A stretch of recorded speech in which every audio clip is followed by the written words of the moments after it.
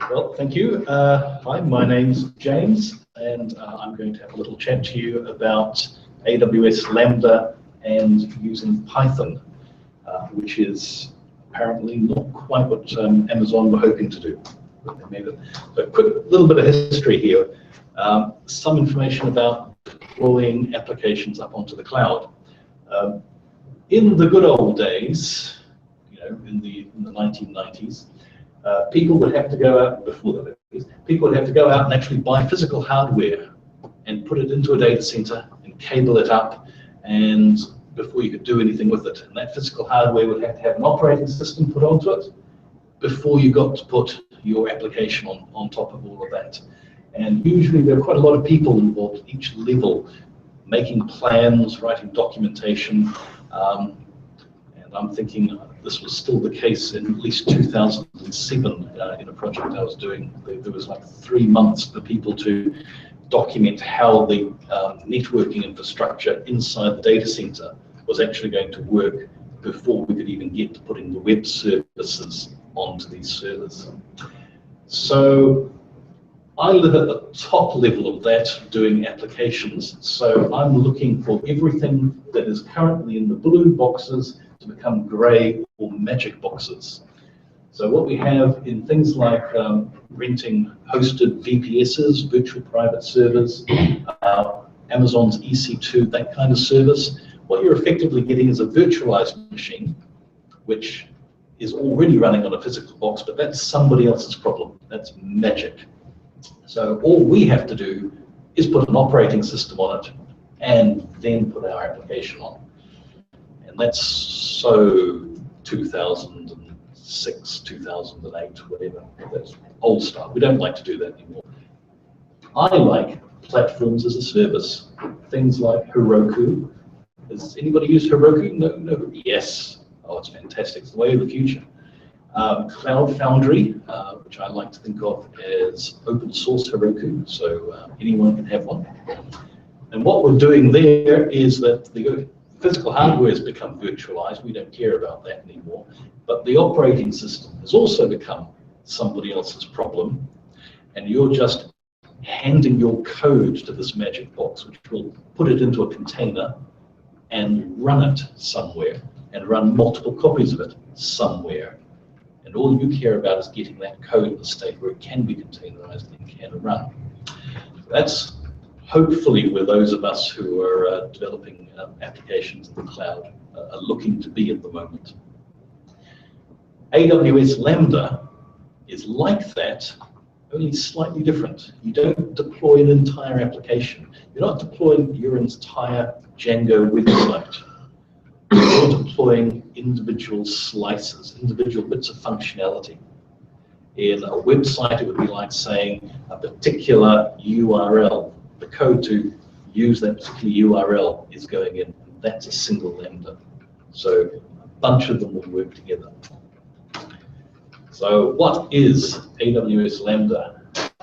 I'm sure if we all found an Amazon rep, they would say to us, AWS Lambda is a compute service that runs your code in response to events and automatically manages the compute resources for you. Which means you deploy functions, not entire applications. Those functions run in response to an event somewhere. So it's got that kind of asynchronous, lovely asynchronous view. Now what an event in this case is somebody inserting, updating, or deleting an entry in a database. So you can have a piece of code that notices that that happens and then runs something. That would be very useful if that thing in a database, for instance, was maybe a photo and you needed to resize that to different scales. So instead of having that in your application, I'm now going to upload it and resize it. You get to split that apart and say that there's a bit that's going to upload a thing, and then there's something else that's going to react to the fact that it uploaded and worked. So the events that it responds to, things like S3 buckets files going into S3, videos and photos maybe. The Amazon simple notification service, which is just a way of having events communicated between different applications. their database. I think that's their NoSQL database, not their SQL database. Or my personal favorite, the API gateway, which is somewhere where you can define a API endpoint, a URL, and say if something hits this URL, go and run that Lambda function. That's my favorite. That's how everybody should do things, in my opinion. Bad news is Lambda only supports Java and Node.js. Boom. What can we do with that? We can add some Python into the mix. What we can do, and credit to these three links, if you find this talk on the internet, you'll be able to click through. But Eric Hammond, Tim Wagner, and Willie G all figured out that what you can do is you can write a very small Node.js function that does nothing more than a system exec to run your Python interpreter with your script, because we love doing it in Python, even if it's going to be hard. So that's where I filtered all these good ideas from. This is my hello world Python script. There's two things to notice about it, other than the fact that it's going to be pretty much a standard Python script. For the input and output, these events that Lambda is dealing with, they're JSON dictionaries. The dictionaries, they're going to be in JSON format. So I want to consume a JSON dictionary, which is going to define the name that I'm going to say hello to. If there is no name, we'll say hello to Mr. Eastwood, because he's the man with no name. And one, well, thank you, two. And we're going to send that response back out as a JSON dictionary. That's why we've got a JSON dump string response. But you'll notice that there's some nastiness happening. I'm consuming a JSON string as a string off the command line, and I'm printing back out in standard out a string version of my JSON dictionary, because that's how I can talk to my node wrapper. The node wrapper gets to talk backwards and forwards into the Amazon system as JSON dictionaries. I have to talk to it as a string. There are small pitfalls. Okay, to make it work, we needed to make, well, yes, to make it work, we need to make a virtual environment. Now, if you've never come across it, a virtual environment is a way of creating a small encapsulated version of your Python install. So rather than having the system-wide Python, which everybody's using, and you install packages which may be unique for one project, but none of the other projects need it, but they're all going to get it because you just installed it into the system-wide library. What you do with virtualenv is you isolate all the packages so that each project gets its own little directory with its own Python, with its own installed packages. And what you get with that is the ability to have this directory structure where I have my Python that I'm going to run, the lambda function.py. I have lambda function wrapper.js, that's the Node.js that's going to actually execute my Python. But under this venv directory, I actually have a copy of Python 3. And I'm going to upload that to Amazon so that it can execute my copy of Python. Okay, that's the tricky, interesting part that makes it all work, having your own copy of Python in your directory structure. Here's the Node.js wrapper script. It's scary, it's full of brackets and semicolons and other stuff that we don't like in Python. But the key part is here, child spawn venv bin Python. I am running the copy of Python that I am going to upload as part of this Lambda. Cool. And slightly dull is this JSON stringify, where I am taking the information I got and sending it as a string to my Python script. All so good. What do you do with it once you've got that? Once you've written a little Python script, grabbed this Node.js wrapper that you picked up off the internet from where I found it, and created a localized version of Python. You create a zip file, put it into the temp directory, you upload it to S3 because it's 39 megabytes. Yeah. So, full disclosure, if I didn't want to use Python 3, I could have been dealing with a 1 kilobyte file. That's all I would have been uploading. And that would have been wonderful and fine, but I would have had no control, because remember that magic happens. And magic means that I have less control over the underlying system. So I had no control over what version of Python this environment actually runs. And it turns out it's running Python 2.6. Hey, I know what you're thinking. 2.6 was fine last year. And it probably would have been fine. But unfortunately, if you were doing this in Anger, you'd probably want some other packages as well. So you were going to create that virtual environment just to get your packages up.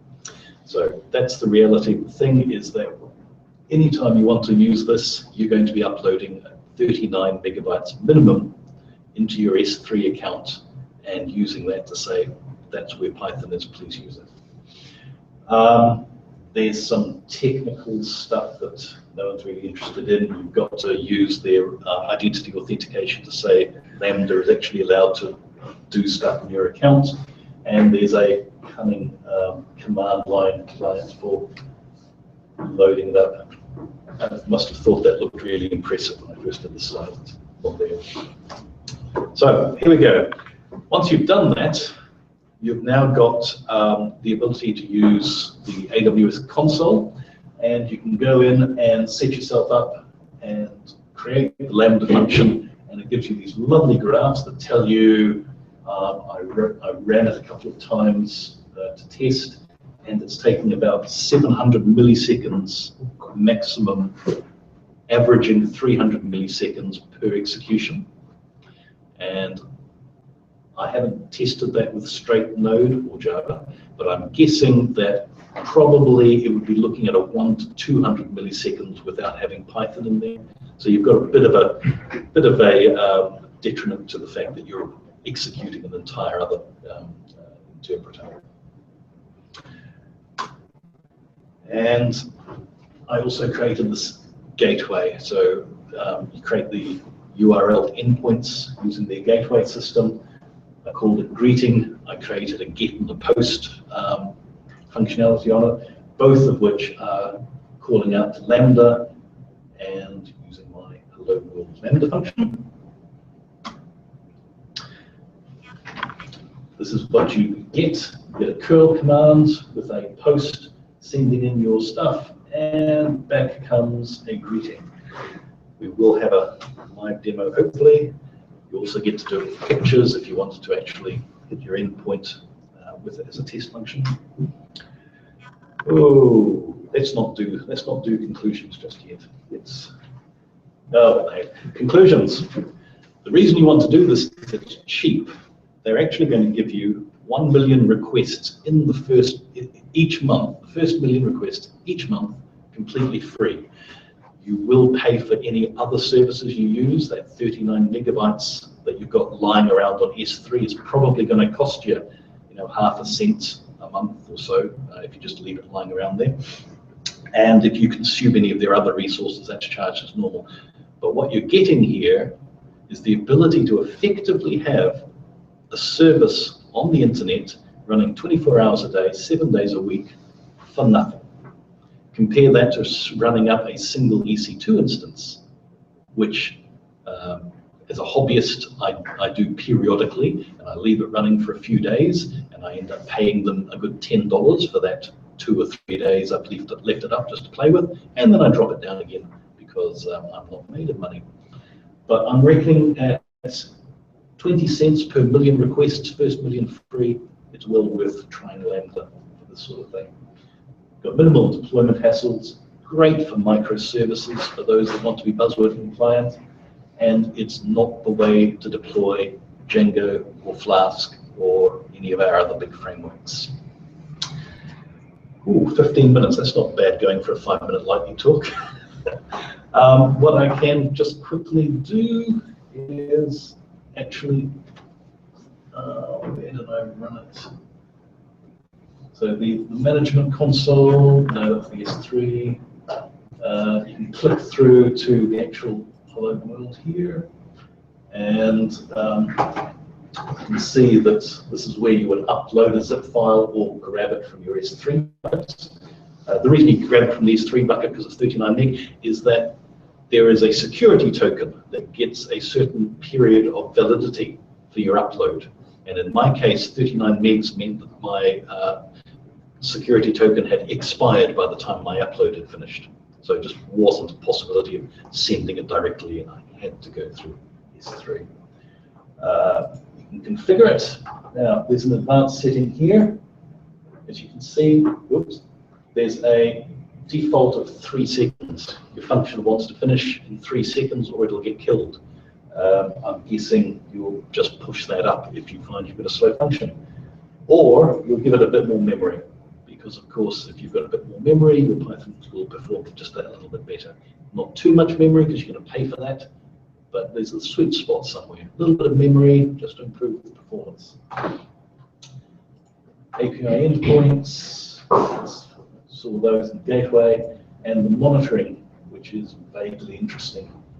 So here we are. I was throwing stuff at it this afternoon just to make sure it still worked, and on average it was coming back in 400 milliseconds, but it did get as bad as 800 milliseconds, probably around startups, I'm guessing.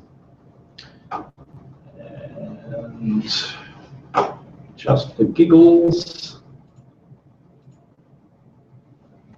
oh, don't go over there. Come over here. You can see. If I go to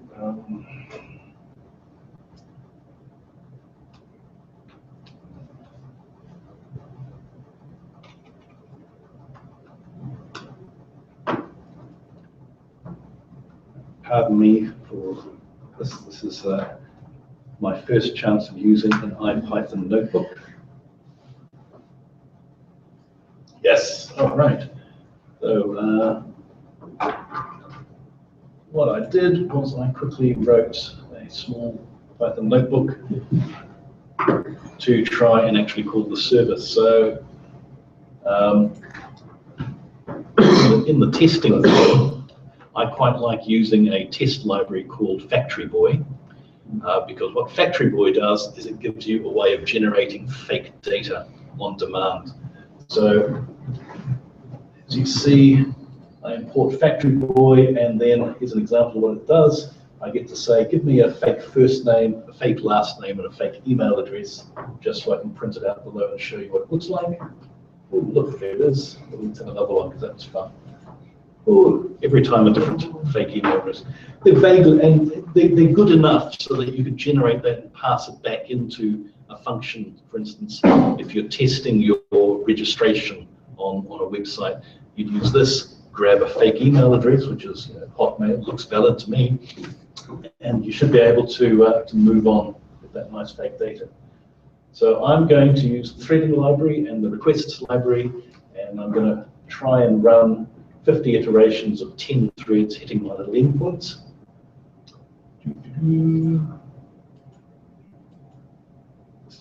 This literally is my first day, so I'm clicking through the run thing. Is there a faster way of doing that?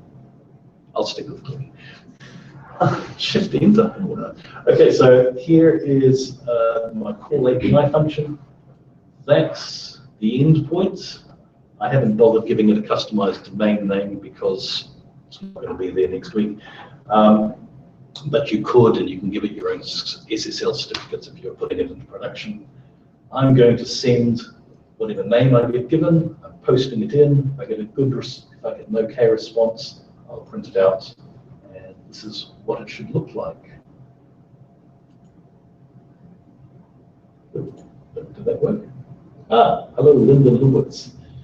That was probably one of those 800 millisecond response times plus trip that felt a little slow. Let's try it again. Yeah, a little bit quicker. Okay, now what we're going to do, there's going to be a whole bunch of dots, 1 dot for each of the iterations, 50 iterations, 50 dots, and they're going to spawn off those 10 threads, so we should be hitting that endpoint relatively moderately.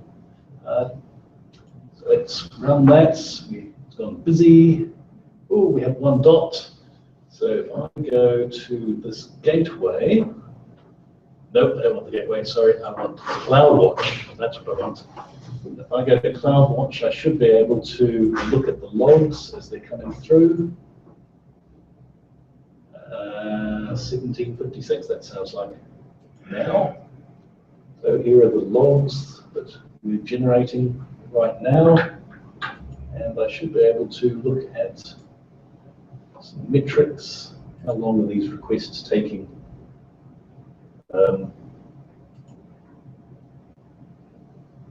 There you go. So all of these earlier ones were from this afternoon, making sure I knew what I was doing. And this really dull looking one is what's happening right now.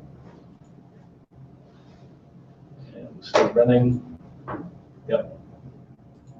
So that's actually hitting the gateway as it happens. And I can tell you absolutely certainly, looking at my Amazon billing, this is costing me nothing. And that's why I like it. Does anyone have any questions?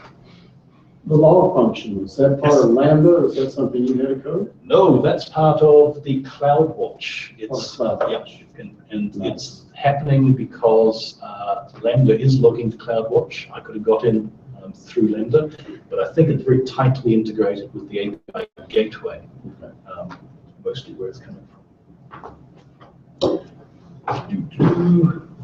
Give up a thing, twins. Right, well, thank you very much.